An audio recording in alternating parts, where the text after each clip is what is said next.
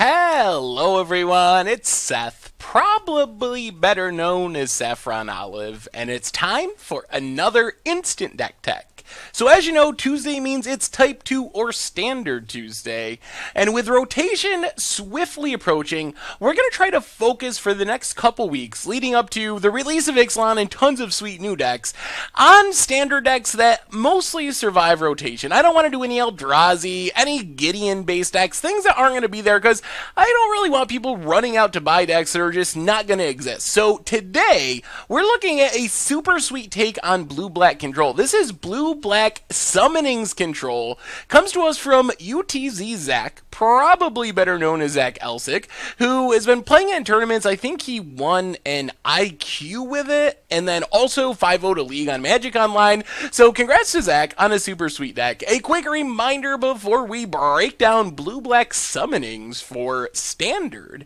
If you enjoy this deck and you want to see it made into videos, take a minute, click the like button, the subscribe button, leave a comment, anything you can do to support your deck, because whichever deck is most popular gets a shot at being made into videos next week. So blue-black Summonings built around one of my favorite enchantments, Metallurgic Summonings. So 5-mana enchantment, whenever you cast an instant or sorcery, you get to make a construct artifact token with a power and toughness equal to the spell's converted mana cost. If you ever get a massive 6 artifacts on the battlefield, you can pay 5 sack it, get back all your instants and sorceries from the graveyard.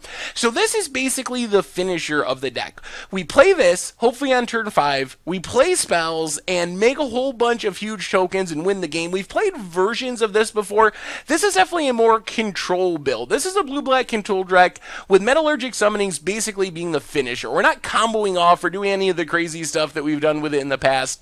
Pretty straightforward, although there is one really neat synergy, and that is the Aftermath card. So Consign to Oblivion and Never to Return works super well with Metallurgic Summonings because they're kind of 2 spells in one. So Consign, we can bounce something. Oblivion, we can make our opponent discard a couple cards. We get a 2/2 when we cast Consign. We get a 5/5 when we cast Oblivion. So it's a great way to make a bunch of tokens with Metallurgic Summonings. And then Never to Return, of course, kill something, can also exile something. Return is super sweet with Metallurgic Summonings. You get a 4/4 and the 2/2 zombie. So these are good control cards anyway, and they're extra good when we're getting multiple tokens with our Metallurgic Summonings. The rest of the deck, we got a bunch of removal, most of which triggers our Metallurgic Summonings. Fatal Push for the early game, Grasp of Darkness, getting rid of Hazarats and all kinds of things. Essence Extraction gains us a little bit of life. Trial of Ambition doesn't actually work with Metallurgic Summonings, but it's just a sacrifice effect to get rid of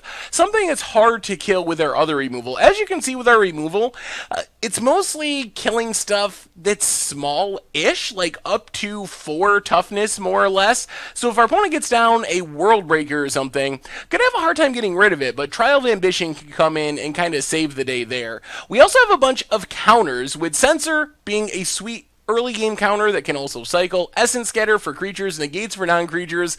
Disallow little all-purpose value, only a 1-of, but it's nice to have the opportunity to catch like a Planeswalker Ultimate or something with the Stifle part of Disallow. And then we have for card draw, Glimmer of Genius, which works super well with our Metallurgic Summonings plan, gives us a 4/4 for 4, which is already pretty much on curve.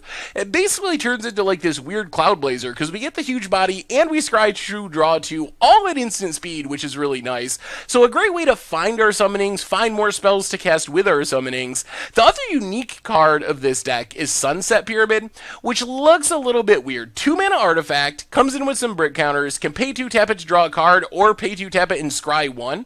So this is a way to just improve our draws. We do get card advantage out of it, but it also just scrying 1 every turn in the late game when we have a ton of lands is a really nice way to find our stuff. In this deck in specific, it's sneakily good with Metallurgic Summonings as well, because it gives us another artifact on the battlefield.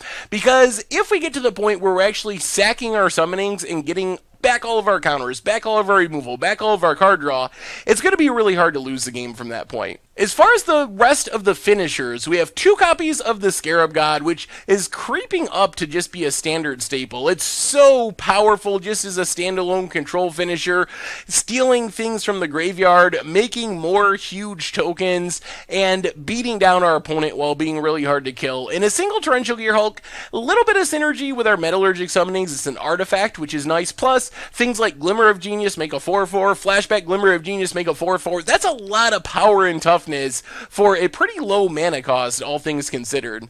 In the mana base, we have just every blue-black dual in Standard, including Ether Hubs, some basic islands, some basic swamps. So this leaves us, before heading to the sideboard, as far as rotation, we need to get rid of 4 Grasps of Darkness and 4 Sunken Hollows, which shouldn't be too problematic, actually. While Grasp of Darkness is really important for killing Hazoret, which is a concern, we know we have Walk the Plank coming in Ixalan, we know we have Vraska's Contempt coming in Ixalan, so we'll be able to find a removal spell for the Grasp of Darkness roll. And then Sunken Hollow, even easier. You just straight up swap it out with Drowned Catacombs, which has been previewed for Ixalan. So for very minimal work, just swapping off these 2 cards, just keep the deck running right through rotation, no problems there. As far as the sideboard, a bunch of counters, Dispels and Summary Dismissal. Summary Dismissal, important right now with stuff like Ulamog still in the format. Transgress to grab stuff out of our opponent's hand. A bit more removal, more Essence Extraction for life gain to the slaughter, for sacrifice effects, and also planeswalkers, and a never to return.